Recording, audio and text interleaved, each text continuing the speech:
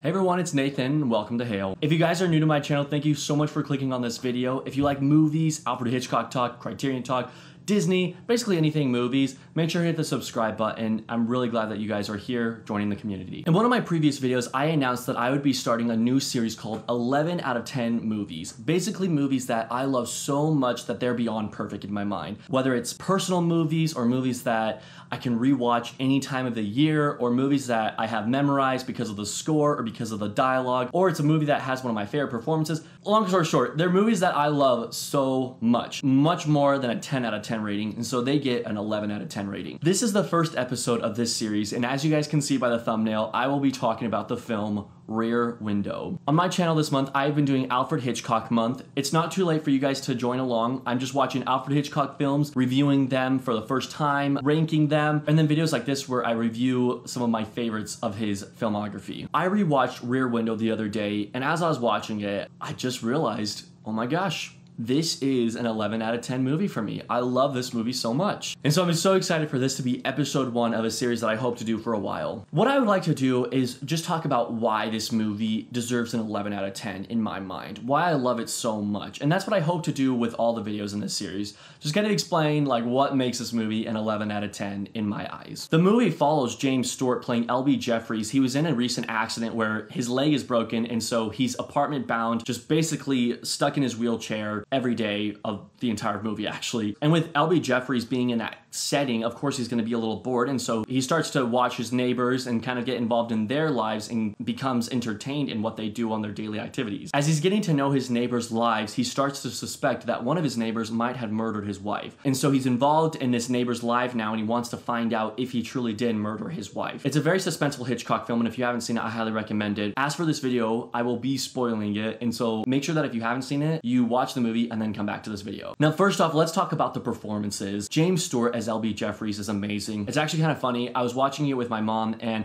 at one point she mentioned, man, this must have been a pretty easy performance of James Stewart because he's just in a wheelchair the whole movie. The more I think about it, I think it's actually the exact opposite. I think it must have been a hard performance because he's in a wheelchair the whole movie. He has to create a character that we care for, and not only care for, but that we believe. He has to get us on his side. And the whole movie, he's just wheelchair bound. And so I feel like the task is especially complicated to be able to accomplish. But he definitely does it. I mean, the whole movie, I want to be on his side. And any time some sort of possible conclusion comes up as to why the neighbor might have not murdered his wife, I want it to be wrong because I want James Stewart to be right. And not only James Stewart, but Grace Kelly. Grace Kelly is absolutely amazing. This is my favorite movie of Grace Kelly's. The moment she comes on screen, she is an absolute dream. She is stunning, she's beautiful, and her performance is good as well. But I also love just her chemistry with James Stewart. They're kind of in a place in their relationship where James Stewart doesn't know if he loves her. She is head over heels for him. She loves him,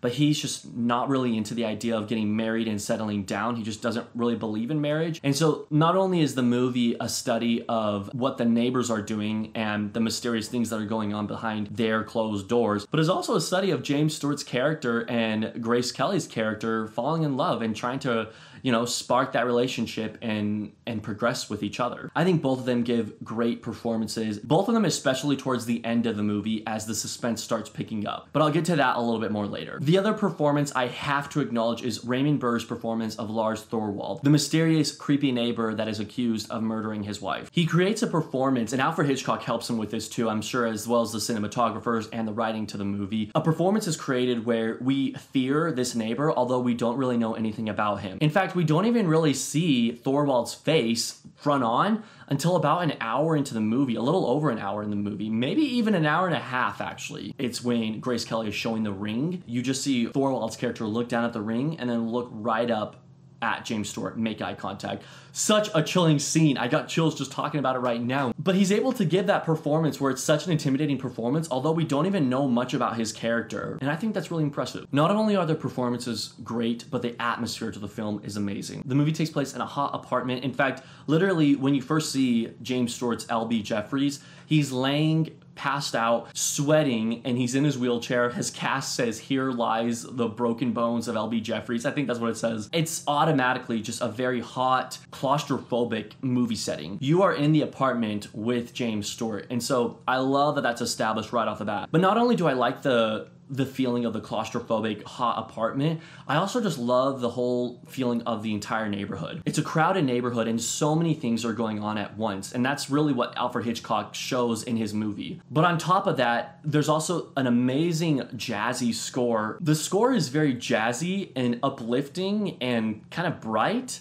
and it's funny because they use that same exact kind of score in the most suspenseful parts of the movies, which is ironic because at one point you're invested in the score being kind of an uplifting score, and you're involved with a movie, you're in the scene, you're in the neighborhood, you're in James Stewart's apartment. But then at another part, it's playing that same style of music and you are at the edge of your seat, your heart is racing, and you are so scared of what the outcome is going to be. And so kudos to Franz Waxman, I think that's how you pronounce his name. He's the composer of this movie. He's composed several other Hitchcock films, but this one might be my favorite composition of his. And to tag along with what I've already said about the performances and the great atmosphere of the film, the writing is out of this world. I love the writing of this movie, and I'm not sure if I can only credit Alfred Hitchcock on that. I've got to pay some kudos to John Michael Hayes, who wrote the screenplay, as well as Cornell Woolrich, who wrote the original short story that the movie is based off of. Big props to them because they're able to create a story that is not only claustrophobic, as I mentioned before, but is very investing. A movie is created in a way where you can't question any of the plot holes. Any questions you have, they're answered. If you think, oh, well, what if his wife was just doing this? They answer it. And the movie sometimes even answers questions that you didn't even realize you had. They give you information about the late Mrs. Thorwald that you hear and you're like, oh, maybe she is alive. Was she actually murdered? Because that makes sense that she would actually be alive. But then it just goes to show how well Lars Thorwald was in planning out the murder of his wife. They talk about her sending a letter home. They talk about her luggage being received in the location that she traveled to. They talk about her boarding the train. It's a very thought out plan to murder her. And so really any plot holes that are thought up are resolved in the film. Knock on wood, I'm sure, I mean, no movie's perfect, but as far as I can tell, a lot of the plot holes are taken care of. Alfred Hitchcock really exhibits the lives of so many other people in such a clever way. Have you ever stopped to think that we get to know nearly 10 different households in the span of under 2 hours? It really shows how everyone has their own story, whether it's out in the open or behind closed doors. I mean, just think about it right now. You've got the honeymooners, the newlyweds who are so excited to be married, and as the film progresses, you see that the husband is already getting tired of marriage. He's probably a little frustrated, a little stressed with the commitment that marriage brings. And so there's one household right there. And then you've got Miss Torso, the dancer, who seems to lure in men, but she's never really interested in any of them. She likes to have a fun time, but she doesn't want to settle down with any of them. And she loves dancing in her apartment as well. It's not until the end that you see that she's been waiting for her soldier the whole entire movie, and he comes home and she's happy to be reunited with him. And so there's another life right there. Fun fact, Alfred Hitchcock asked her to not take any professional dance classes in preparation for this movie role. He asked her to just create her own dance moves, and so the dances that you see on screen are her dance moves. Then you've got Miss Lonely Heart, who creates her own dinner scenes to role play almost as if she's having dinner with a date and that she has found love at last. Her story is so sad. One night she actually brings someone into her home and it looks like the date is going really well, but then the guy takes advantage of her and she forces him out of the house, which is really sad. It gets to a point where she's about to commit suicide, but she's actually saved by the music of another one of the neighbors, and we'll talk about him now. The musician, or I guess the songwriter. The whole movie, he is so frustrated with not being able to create a tune that is catchy enough or influential enough for people to listen to. The night that Miss Lonely Heart is going to commit suicide, she is stopped in the act because she hears his music. And then Hitchcock puts their two stories together, and the movie ends with her spending time with the songwriter, falling in love with him, while he's also in turn falling in love with her and creating good music. That within itself could be an entire movie, yet Hitchcock squeezes their story in to a movie that's not even about creating music that's satisfying enough. It's about finding out if the neighbor's murdering his wife. And so I love that we're so invested in the neighbors' lives. And fun fact about the songwriter, the actor who plays him was the creator of Alvin and the Chipmunks in real life. And I'm not done yet with talking about the neighborhood. You've got the couple on the fire escape who really paint a free will kind of personality. They sleep on the fire escape every night. They put their dog in a basket and lower the dog in the basket every night so it can get its food, go to the bathroom, all that fun stuff. And then when the dog is discovered dead, the lady on the fire escape, she gives such a great monologue about how people just don't care for each other anymore, how we should be loving one another, love thy neighbor as thyself. It's just not happening anymore. It sets a great tone for the movie itself, because even after she gives that monologue of crying, tears streaming down her face and screaming to the neighborhood, they all just go back to what they were doing. They don't care. One person literally says, it's just a dog, don't worry about it. And then you got Miss Hearing Aid, which is into sculpting art. She has hearing aids, and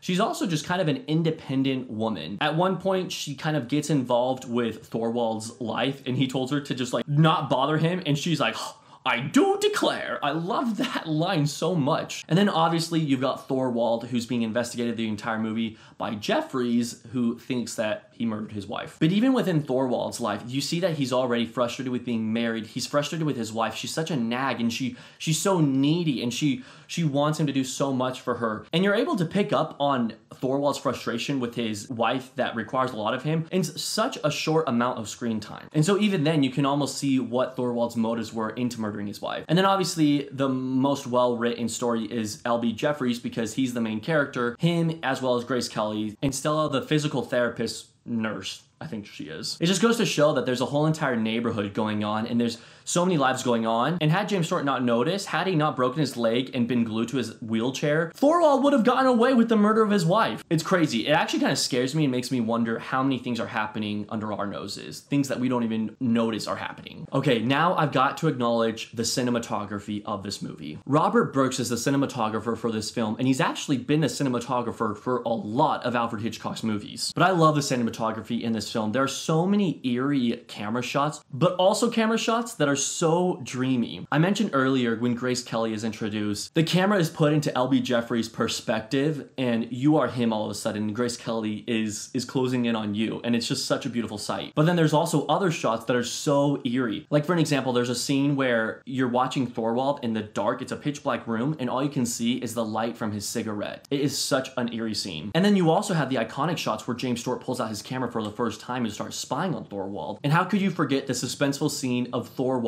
approaching James Stewart slowly as James Stewart flashes his eyes to try to blind him. And while I'm on that topic, I might as well talk about the next thing I want to discuss, just the final 20 to 30 minutes of the movie. They are so suspenseful. It's scenes like this in Alfred Hitchcock's movies that warranted his nickname, Master of Suspense. It's funny because I've seen this movie multiple times. In fact, I think I know the exact number of times. This last viewing was my 4th time seeing the movie. And even on my 4th viewing, my heart still races towards the end of the movie. Even though I know what's going to happen and where the movie's going to go, I still get so invested and my heart is racing so much because Hitchcock's able to create those kind of suspenseful scenes. All his buildup has led to this moment where you want to find out if L.B. Jeffries is going to live, if Thorwald is going to be exposed and murdering his wife. And Hitchcock puts it all in like a wrapped up package of 20 to 30 minutes. You see Lisa and Stella go to his flower bed and dig it up to see if there's anything hidden there. But then you see Lisa climb the fire escape and get into his apartment to try to look for the wedding ring. And then as that's happening, Thorwald comes home and Lisa has to hide.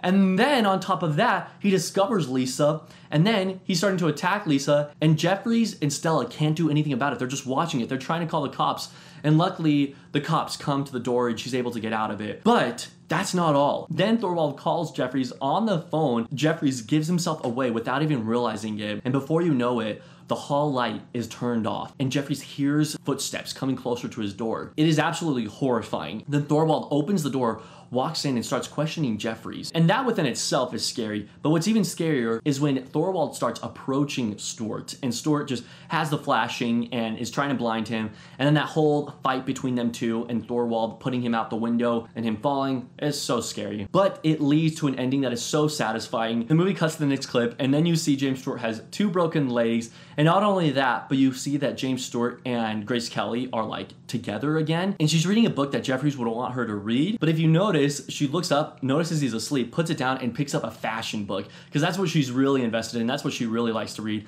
And so I just love that cute little ending. It's so satisfying and a really happy ending too. I am happy to add Rear Window to the 11 out of 10 movie club. Guys, I could probably find so much more to talk about from Rear Window, but I'll leave my thoughts at that. I will say that there's a reason it has a 100 Metascore. It to me is not only a perfect movie, it's a rewatchable movie. It's a movie that I love watching for the suspenseful scenes, for the cinematography, cinematography, the performances, the jazzy score, and everything else I talked about for the last few minutes. Let me know below what your thoughts are on Rear Window. Thank you guys so much for watching. If you want to see more Hitchcock content, click on one of the videos on the screen now. Or if you just want to talk about movies in general, make sure to subscribe to my channel because that's all I talk about here. Have a great day.